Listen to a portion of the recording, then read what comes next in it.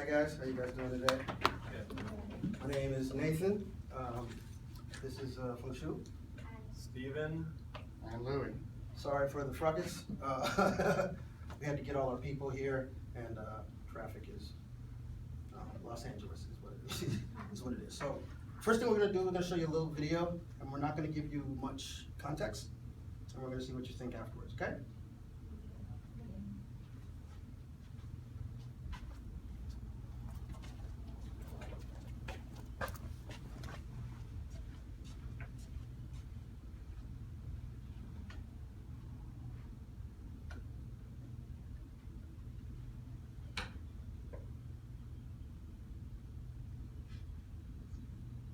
Sound? No idea. You try to do it off the audio though.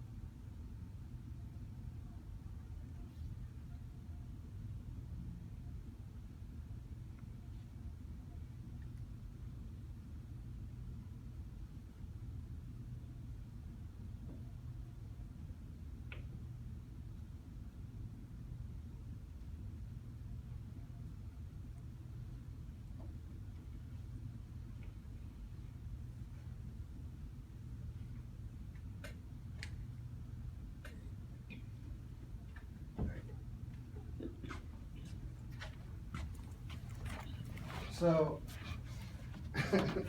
how many offensive images did you see in that little clip? Anybody?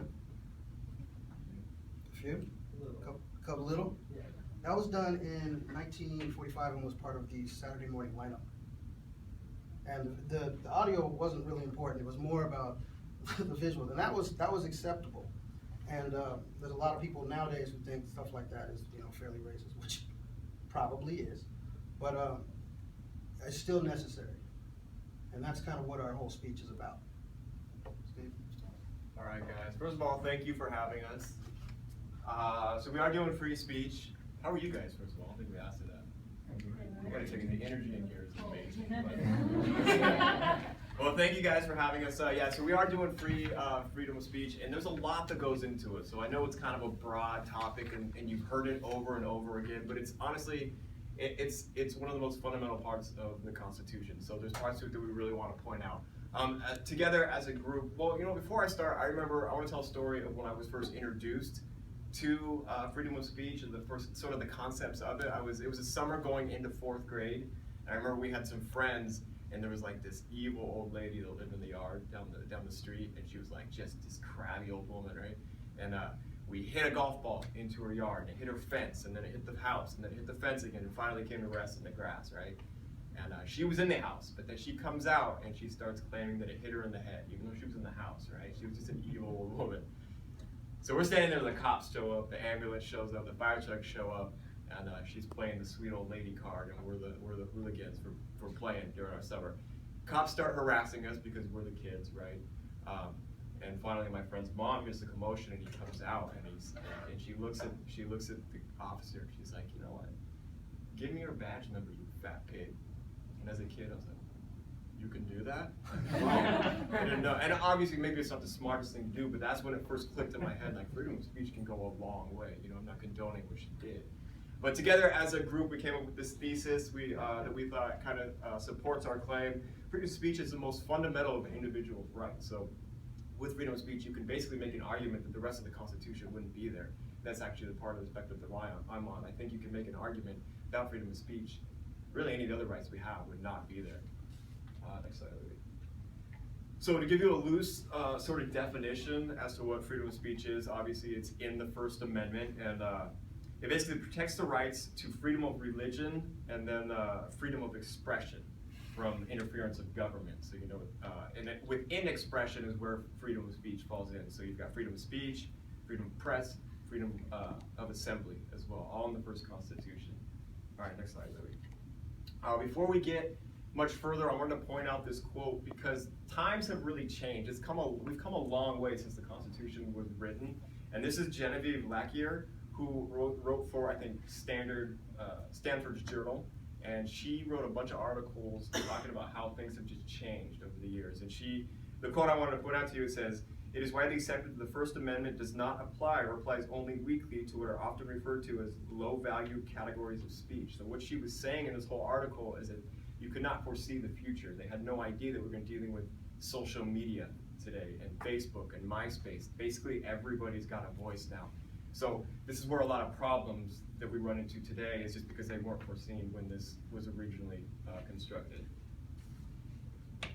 So what does freedom of speech actually include? All right, it includes symbolic speech. It includes also within symbolic speech. That's like somebody branding a T-shirt that may be offensive. That's under freedom of speech. Also, a lot of people don't know this, but within freedom of speech, you have the freedom not to speak. A lot of people don't know that. You don't have to speak, especially when you're in trouble with the law, hopefully not, but you don't have to speak, all right? That's another right that this gives you. And then you can use certain offensive words and phrases to convey a political message, which Donald Trump is doing very well right now. He likes that one, all right? Regardless of whether you like his politics or not, he's using this to his advantage, and it's sort of working. All right, next slide. What does it not include? There's not a lot that it really doesn't include. And basically, don't excite actions that would harm others, for the most part. Don't make or disturb obscene materials. That's basically the stimulations within that. Remember, one thing I want you to remember throughout this speech is that the government can limit some of our protected rights and speeches by imposing time, place, or even restrictions on where the speech could take place. So just keep that in mind throughout our presentation. All right, I'm going to pass it on to Louis. He's going to go a little bit more in depth with social media. Okay, as you guys got a quick glance, I'll be covering other areas of freedom of speech. Again, my name is Louis, and the two areas that I'll be covering are, as you see, internet and public schools. And most specifically on the internet, it'll be net neutrality. And within public schools, we'll be taking a look at this case that's referred to as Bong Hits for Jesus, or Morris versus Frederick. And who here, by show of hands, is familiar with the term net neutrality? Three people. Okay, that's less than a half, far less than half. So I'll give you an explanation of what it is from Chris Wu, a Columbia Law professor. He says net neutrality is a method design paradigm that argues for broadband network providers to be completely detached from what info is sent over their networks. Essentially, no bit of information, meaning megabyte, gigabyte, anything like that when you're streaming, referring to that, should be prioritized over another. And Bong Hits for Jesus, as I said earlier, was a case in 2002, Morris versus Frederick, where freedom of speech is questioned in the public school sector. By show of hands, who went to public school here? Many of us, just like myself. And we're gonna slightly go over things like uniforms and Pledge of Allegiance. So next slide, Stephen. Okay, so who here uses Netflix? Netflix can't use Netflix, and for your Netflix and chill, you gotta have the Netflix part. So, and who here uses Time Warner or Comcast Internet Service Provider? Cool, a couple people. We got a couple people. Cool. So essentially, what net neutrality refers to in terms of Netflix and how it affects the consumer, which is you guys and girls. Basically, if a customer has Time Warner and Comcast pays Netflix to restrict the Time Warner customer's broadband, well, essentially your TV show that you're watching on Netflix will run slower than the person on Comcast. Even though you're paying your bill on time, even though you have 100 megabytes down, it's still going to throttle your connection just based off an agreement that Comcast and Netflix have established. And that's happening in real life. So you know, sometimes if your Netflix is lagging a little bit, maybe it's not necessarily your internet connection, but maybe it's a deal that Comcast and Time Warner had.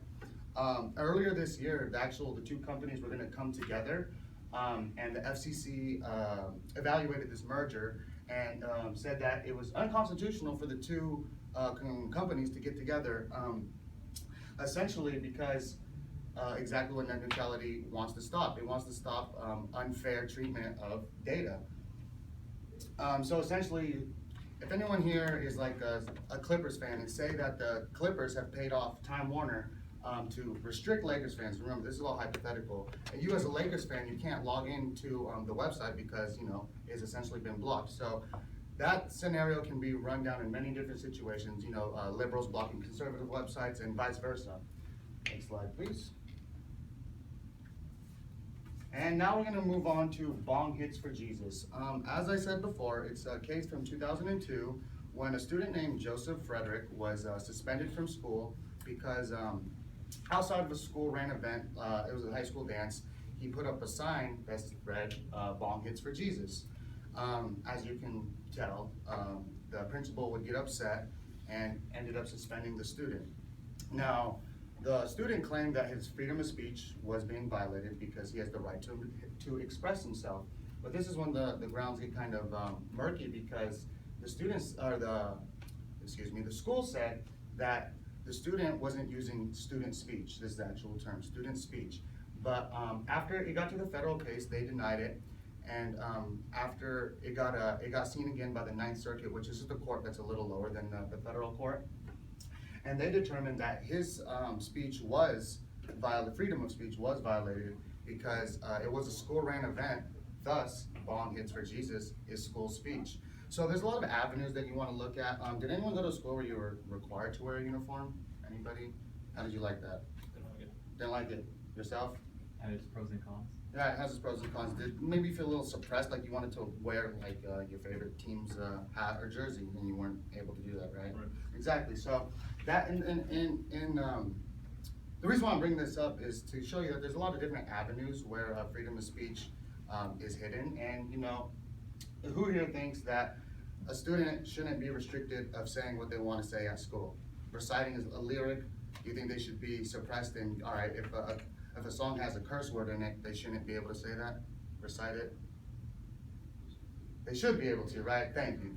I'm happy someone's speaking me. So essentially, the Bong Hits for Jesus, it was dismissed for school speech. So next time you're saying something that someone might claim is a little bit outrageous, just understand the reason why you're still allowed to say that is cases like Bong Hits for Jesus. And I'll pass it on to Funzu, who will look at other areas of free speech. So I'm gonna talk about the freedom speech in other countries outside the United States. Let's look at this map.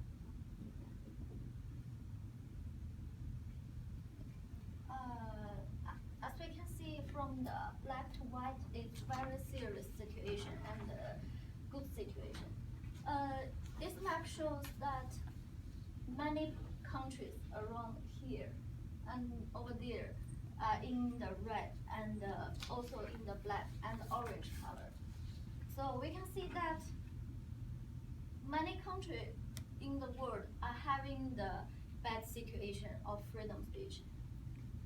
However, in the 19th National Universal Declaration of Human Rights says that this right includes freedom to hold opinions without interference and to seek, to receive, and impart information and ideas throughout any media and regardless of frontiers. But as we can see in this map, only a few countries here in white, here in yellow has the satisfactory situation of freedom speech. And I am an international student from China, and in China, we don't have Facebook and we don't have YouTube. We cannot even use Google search in our country. It is because Chinese government policies the internet to prevent the nation's 500 million users from seeing anti-government statements and blocks a variety of foreign websites. Besides in China, in some other countries around the world, the situation may be even worse. Such as in North Korea, there is no access to the internet. Expect a few hand-picked and monitored officials. And North Korean landlines and mobile phones cannot even make the international calls. That means this country is kind of cutting from the outside the world. People in that country don't have their rights for seeking information and getting information. Also, during the last 2 years, the Chinese government has so far declined to renew the visas of nearly 4,000 reporters from New York Times and Bloomberg News as a consequence of their coverage, raising the possibility that they were forced to leave China at the end of the last year. Also, not only the freedom of getting information, the freedom of speak and sharing information is also important for the freedom speech. And in North Korea, when a person says something anti-government, he and his family may even disappear from the society. That makes people are afraid to speak freely. And also in China, when you want to post something in your blog at internet and it contains some words the government doesn't want their people to say, they will block your post and even your ID. Based on this kind of situation, Michelle Obama gave a speech about freedom speech at the Stanford Center of Beijing University for Chinese university students. She also mentioned the freedom speech at Chinese internet. She said, criticism of Chinese top leader is quickly deleted and is considered to be of particular concern of the censors. And she compared this situation to herself and her husband, President Obama. She said, my husband and I are on the receiving end of plenty of questioning and criticism from our media and our following citizens. It is not always easy, but we won't trade it for anything in the world. So time and again, that countries are stronger when the voices and opinions from all the citizens can be heard. So freedom of speech is also very important for a country, not only individuals. We may have some anti-government statement, but it is better than we have no different voice.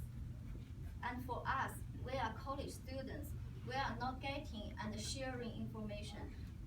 We have to allow ourselves and the people around us to speak and to have different voices.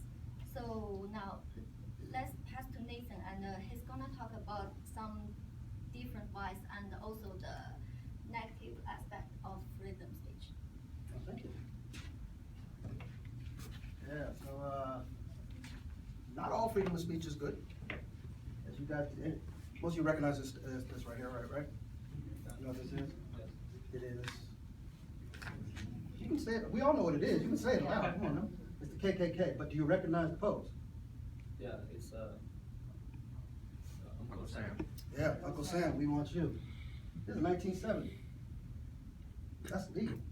You know what I mean? There was a guy named Peter Berg who came to prominence in the 1970s. He was a grand wizard of the KKK. And like Feng Shui was saying, this couldn't happen in other countries. In London, you can't do this. You can't go out in public and say whatever you want to say like this. It's up to 7 years in jail. But there's a lot of people that think that things like this are bad. This was actually taken from a child's, this was this image that was engulfed in a child's backpack in 4th grade, and then he was sent to school with that on his backpack. And the school said, no, like you do that. And the parents said, that's our freedom of speech. So, and he was actually allowed to wear that in the back. I mean, it wasn't advisable, but he was allowed to wear that in the back in the school because it was their freedom of speech. So that actually got overturned eventually because they said the school is a private property. Since it was a private school, it is a private property, and they can't actually, they can say whatever they want even if they don't. But in a public school, that could actually go to the Supreme Court just because it is a freedom of speech issue. So there's always gonna be a bad example of somebody using their freedom of speech negatively. Now, looking in this room, y'all are diverse. Like, y'all are from literally, you are the definition of America right here. So some of you have probably been called some of these words. You know what I mean? And they're offensive, they hurt. And they're not always good. I was actually in, especially the word retard, because I was actually, I went to a school called FSDB, Florida School for the Deaf and Blind, and I'm legally blind. They had a department dedicated to differently abled people. I don't know what you want. You know what I mean? Like there's too many words now, but people like with special needs. And at that school, a guy that I had as a coach for my track team, Shane Perriott, who's now the executive in charge of Special Olympics, was actually quoted as saying that the word retarded is as offensive as any offensive word. There's something wrong with all of us, so we're all the same and retarded in that rights. And what he was basically trying to say was that, like, it's not the words, the intent. When you're calling somebody a retard, that at a certain point in time was a clinical word. It just means slower than normal. But it's when you say you're retarded, it's your intent behind the word to hurt, and that's where we can have problems. So, I mean, you look at the media, and this is, y'all seen this movie, Tropic Thunder? Yeah, where you can never go full retard. See, that's funny. Now, some of you laughed because you wanted to, but some of you were like, I don't know if I'm allowed to laugh. 100% allowed to laugh. All right, it's not, you're allowed to laugh. That doesn't mean that it's right, okay? So the media actually doesn't really block a lot of this stuff from going out as long as it's put in the public taste, as long as it's deemed funny. They use retard. Rape is used. Rape is another word that is offensive to some people, but used. Wigger is actually something that you can say on network television. It's perfectly fine. You can't use the other one, but you can use wigger, which has actually been on shows. They use it on that 70s show. They actually use it, and they use it in Arrested Development. So, and then here we go. This is the problem. This little girl's cute as hell. This little girl's cute. I'm at that age now, but so basically, what she's saying is, please don't call me retarded. That has an effect on me. So she's again talking about the intent, but just because she gets offended, should we not be able to say it? And there's where you come into kind of a really slippery slope. What is the line? You start making lines, and it's just it's a hair trigger that you can really fall down on. And Steve was going to talk a little bit about how hair trigger can be. So with some of the examples that you guys have seen earlier, I mean, does freedom, I want to raise the question, does freedom of speech really exist to its fullest? Just something I want you to keep in mind, because if you were to Google that, you're going to get pages and pages of information to where freedom of speech was taken away. Like, for instance, recently there was a husband and wife couple in Philadelphia that were both arrested for handing out flyers that spoke out against the Federal Reserve, which is perfectly within your rights.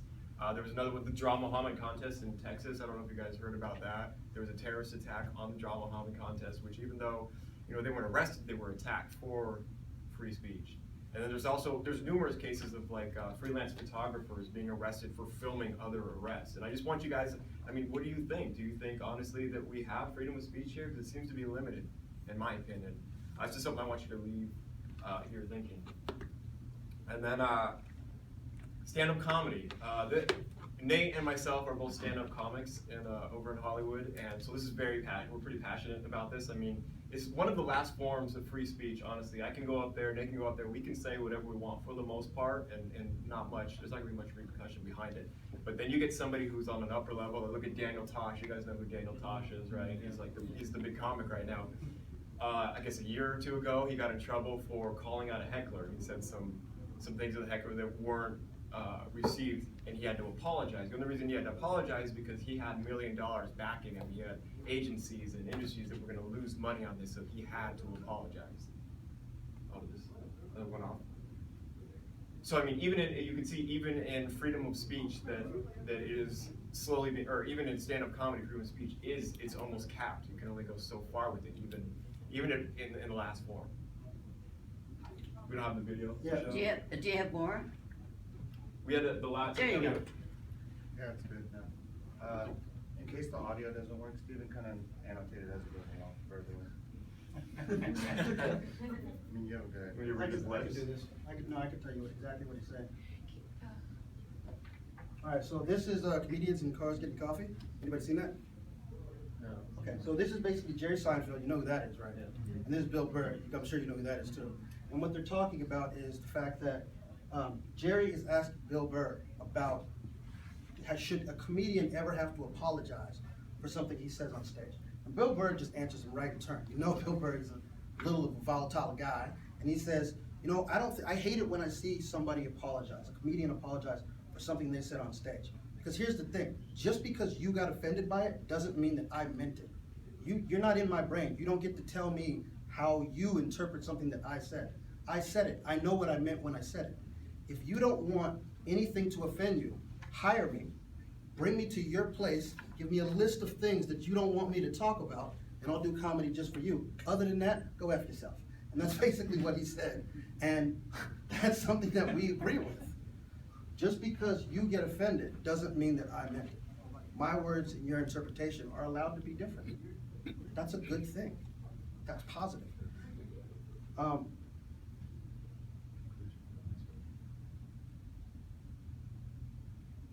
So basically, that's the kind of the point that we're trying to get away. There's a lot of negative free speech out there, but we need to, that's necessary because we need to know who is the idiots.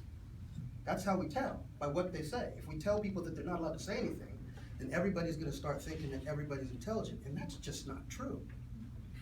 So we need those people. So we encourage you guys to go out and actually talk to somebody that has a difference of opinion than you.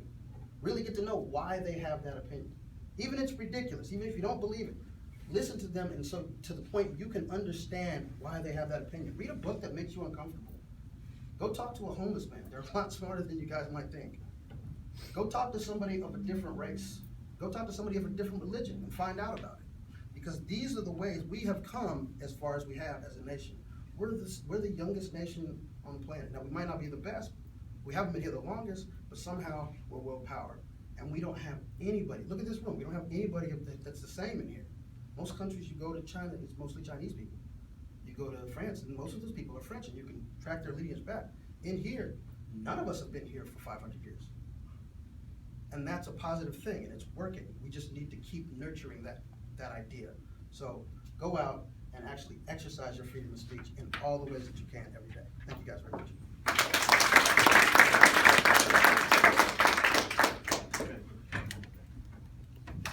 Thank you.